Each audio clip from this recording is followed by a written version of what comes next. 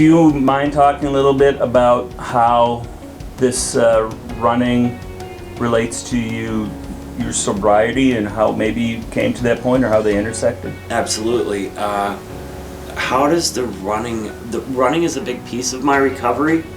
It's not something I depend on for my recovery. When I say recovery, I mean recovery from alcohol and drug abuse, or addiction rather.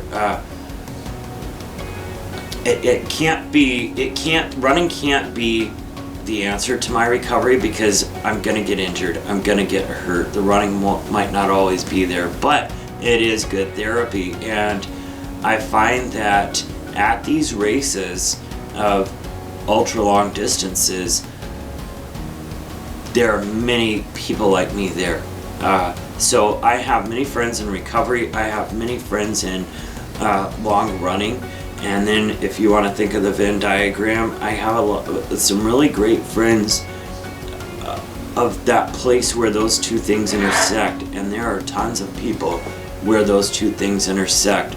It seems as if we talked about the question, what's wrong with you that you would run 100 miles?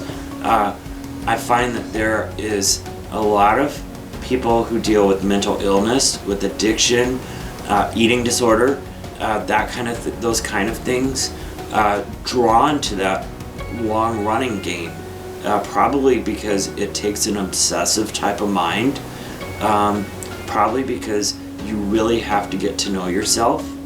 And here's something I think is interesting. Some people will say, oh, you're exchanging addictions. You know, you gave up booze, you picked up running. I ran through my last drunk. It's 100 miles roughly, and how long do you have to run 100 miles? So that's a good question. That describes what kind of race you're running, because each race has a cutoff time period.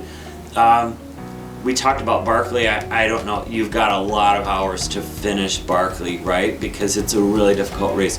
Another incredibly difficult race in the US is Hard Rock.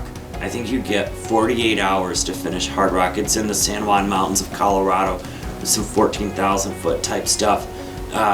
Superior, which is one of the harder races, has a 38-hour cutoff. Some easier races may have like a 24-hour cutoff, meaning you have that much time to complete the race. So you can kind of get a sense of the difficulty of the course by how long you're allowed to run it. What's the draw of running 100 miles, a friend asks. Like, in a sentence, what's the draw?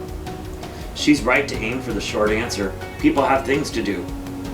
It's so beautiful out there in the middle of the night, I say, even when it's really hurting. Night running is magic.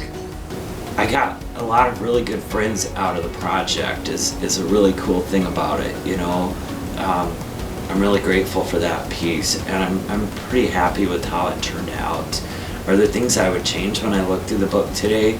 A few, but you know, it's out there for the world now. It's my part's done.